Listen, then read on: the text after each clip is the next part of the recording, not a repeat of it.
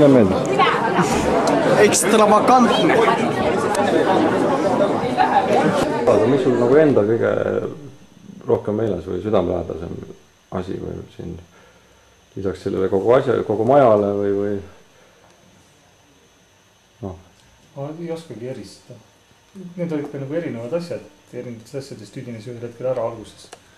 Meeldis väga teha kontsert, kus publik ei pea seisma, vaid saab lösutada või istuda või saad rahulikult nagu mugavalt istuda ja vaadata mingit head kontserti. Padjakina või?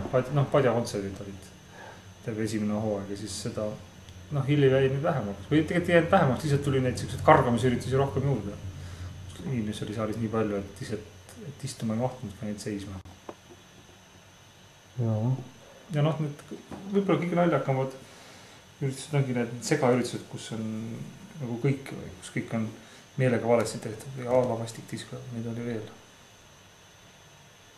Peaasi, et igav oleks.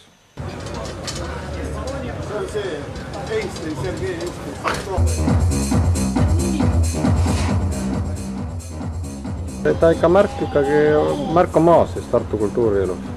Väike kultuurirevolutsioon ikka on. Ei, no ta on väga suure panuse on andnud ikka väga suurele aktiviseerumisele, et vahepeal oli ikka Tartu kultuur ikka täitsa, nagu ikka ta vajub ikka regulaarselt ära kehvas seisusega.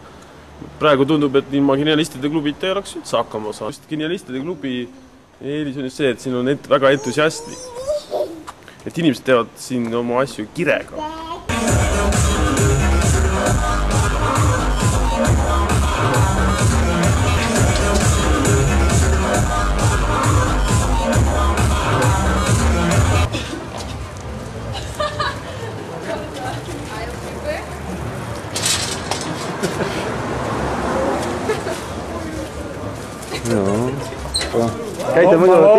Käite tihti muidu siin?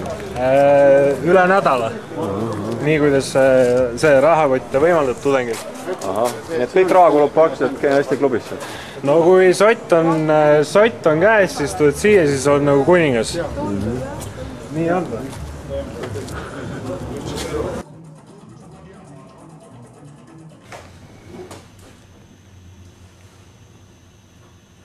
Kuma on ikka üleval.